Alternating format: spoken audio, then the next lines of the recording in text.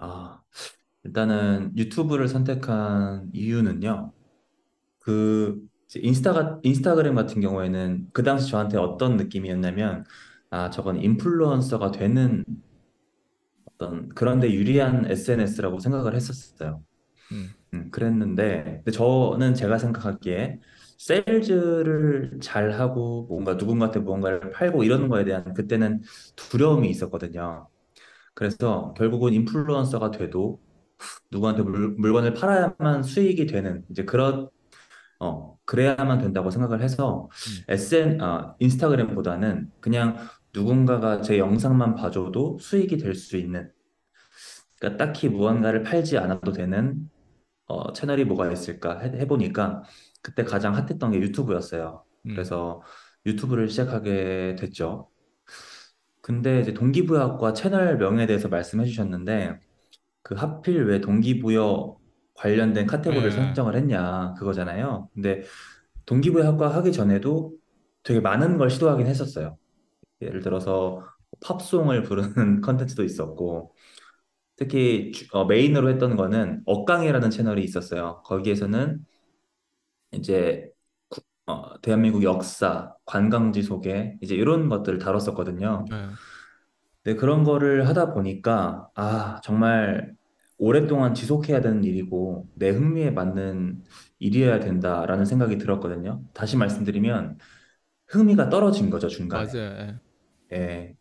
그래서 이제 다음 스텝으로 유튜브를 그만두고 싶지는 않고 회사 밖에서 내가 회사에 어떤 의지하지 않고 돈 벌 수 있는 방법이 뭐가 있을까 했을 때 제 능력 가지고 시작할 수 있는 게 유튜브밖에 없으니까 그러면은 오래 할 수 있는 컨텐츠가 뭐가 있을까 생각을 해봤어요.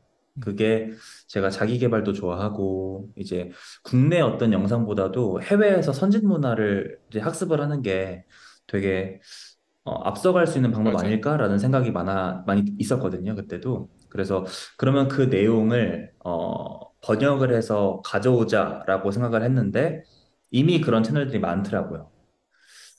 네. 이미 번역을 해서 가져오는 채널이 몇 개 있었는데, 이렇게 해서는, 이렇게, 저처럼 자기 개발러들의 특징이 음, 시간이 되게 소중하다고 생각을 하는 음, 건데, 뭐 이동 중에 들을 수 있고, 뭐 누군가가 나한테 진짜 감정이 섞여서 음. 동기부여를 해주면 얼마나 좋을까라는 생각이 들어서, 그거를 그냥 내가 해보자 해서 동기부여 학과라는 이름을 짓고, 그런 영상들을 더빙을 해서 올리기 시작했어요.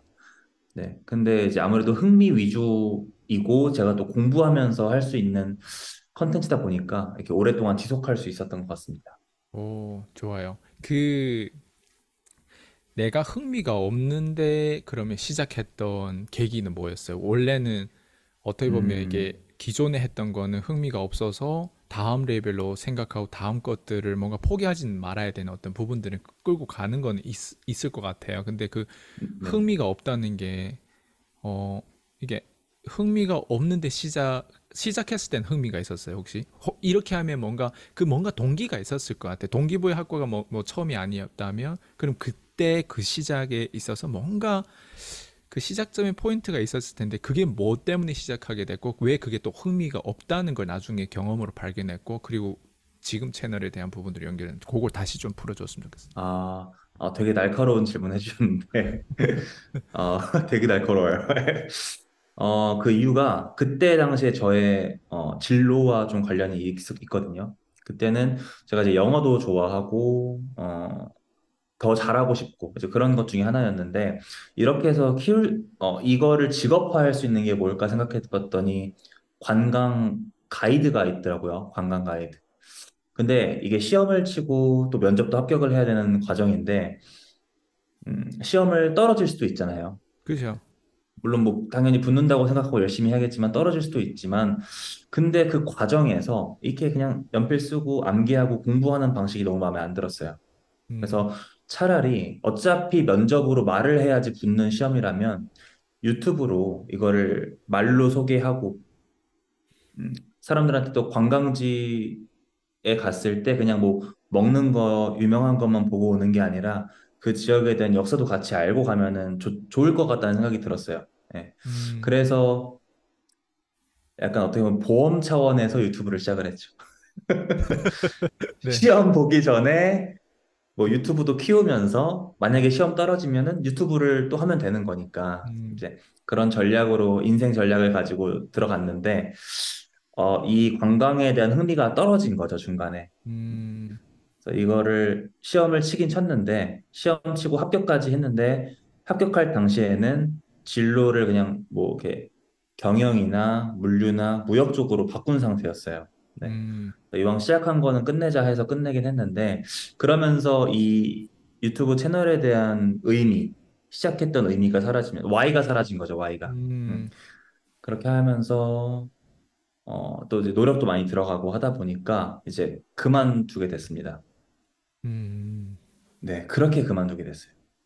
음, 그래서 또 이제 또 저처럼 자기 개발 좋아하시는 분들은 또 생산성에 좀 관심이 많다고 생각이 들어요. 그쵸. 예를 들어서 뭐 노력 대비 뭔가 아웃풋이 있어야 되고 또 없더라도 뭔가 자기 충족이 막 있어야 되는데 성취감이나 그런 게 없어지다 보니까 지금 하고 있는 일과 그 외부에서 하고 있는 일이 이게 평행이 연결이 안 되다 보니까 음, 이게 에너지가 분산된다는 느낌이 많이 음, 들었거든요. 네. 그래서 아, 이건 아니다. 그리고 앞으로 내가 갈 진로가 이거라면 음, 이쪽에 대한 유튜브를 하자. 뭐 이런 생각이 많이 들었어요. 음. 네. 그 유튜브를 근데 하면서 네. 어 그런 생각이 들 것 같아요. 이게 과연 내가 삽질하는 게 아닌가? 왜냐면 유튜브라고 하는 거를 처음에 진짜 이게 이렇게까지 커질지 모르고 시작을 했을 거 아니에요. 그리고 나도 네. 과연 그렇게 될 처음에 혹시 올렸을 때 조회수 얼마 나왔어요? 한, 한 5 나왔나? 그거 몇 개 정도 5, 올리면서 이게 좀 약간 헌타가 오는 느낌이 안 들었어요? 현타가 많이 왔죠. 많이 왔어요. 그러니까 관광 쪽에 그, 대한 역사에 대한 부분들을 다룰 때 지금 그 얘기를 하시는 거죠. 아니요. 그러면 동기부여학과 시작할 때 말씀드려요. 그때도 똑같았어요. 네, 똑같이 왔어요. 그러니까 사람이라고 하면은 불안감이 항상 있잖아요. 네, 그 불안감보다는 불확실성. 네, 네. 이 영상을 사람들이 볼지 안 볼지도 모르겠고, 과연 저만큼 클 수 있을까? 그리고 그렇죠. 이렇게 큰 채널이 있나? 라고 했을 때 그런 채널은 없었어요, 그때.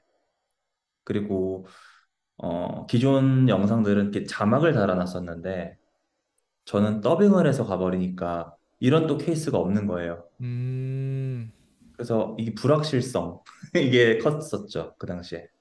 음. 근데 참 이게 어떤 사업가의 측면에서 봤을 때 운이라고 하면 운이고 또 시장 수요라고 하면 시장 수요인데 그때 제가 만들었던 영상 중에 이제 로버트 기요사키 영상이 있었거든요. 네, 그게 한국에 이렇게 유행처럼 막 번질 때가 있었어요. 부동산 붐이 네, 네. 올라가면서 예, 부동산에 대한 중요성, 뭐 경제 공부 이런 것들이 트렌드가 오면서 그 영상을 떡상하면서 같이 큰 거죠, 채널이. 음. 네. 네. 그래서 저는 이제 운이 되게 좋았다라는 그러니까 생각이 그 많이 한 들고, 영상으로 인해서 뭐 예를 들면 그게 하나의 우리 신사임당님들 얘기하듯이 퍼스트 히트가 돼서 그 전에 영상까지 네, 다 뒤져보게 되면서 다 같이 올라간 케이스가 됐나 봐요. 맞아요. 네. 어, 그리고 이제 알스강님께서 좋아하시는 그 그랜트 카돈 영상 네. 있잖아요. 그랜트 카돈 그분 영상도 이제 그것도 히트를 쳤어요. 어, 그래서 로버트 기요사키랑 그랜트 카돈 영상이 히트를 치면서 채널이 이제 급성장하기 시작했고 그러면서 다른 유튜버들도 그런 인물들을 다루면서 그 이제 동기부여 시장이 형성이 되었었죠. 그 당시에. 네. 음. 그러면 이제 영상 채널은 히트 쳤는데 네. 포인트는 아니 이렇게 잘생긴 남자가 비하인드 씬스에 있을 거 아니에요. 그러니까 그 네. 남자는 사실 얼굴 없는 가수처럼 네. 목소리만 처음에는 많이 나왔었잖아요. 네, 맞죠. 누군가는 진짜 얼굴을 내놨을 때 오히려 조회수가 더 떨어지거나 뭐 진짜 구독자 수가 떨어질 수도 있고 그런 상황인데, 근데 얼굴을 충분히 내놓고 약간 나를 드러내는 거에 있어서 충분히 자신감이 있는 남자인 것 같은데, 왜 그러면 이거를 뒤에서 이렇게 하면서, 좀 뭐라고 하지, 단순히 말 그대로 그냥 음, 남의 것들을 컨텐츠. 제작하는 것만, 이렇게 하셨는지 그것도 궁금하네. 아, 사실 처음부터 그렇게 했던 건 아니었고요. 지금은 영상 좀 숨겨놨어요. 비공개로. 한, 네, 한 10개 정도 숨겨놨습니다.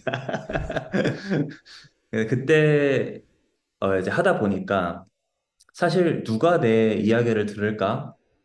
이런 생각이 좀 있었고요. 근데 지금 얼굴을 드러내고 하면은 그래도 기본 조회수가 있다 보니까 봐주시는 분들이 계시고 또 팬층이 생길 확률이 높은데 네, 그 당시에는 제가 뭐 직업적으로 성공한 커리어도 없었고 뭐 오랫동안 했던 전문 분야가 있었던 것도 아니고 뭐 인사이트가 엄청 뛰어났던 것도 아니었어요. 그래서 제 얼굴이 나오는 순간 사람들은 이탈했던 것 같습니다.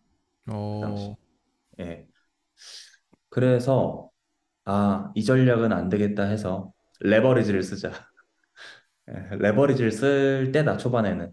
그래서 이제 유명인들의 이야기를 음, 가져오는 전략을 택했고, 그게 잘 먹혀 들어갔던 것 같습니다. 예, 음, 네. 이게 모르겠어요. 어,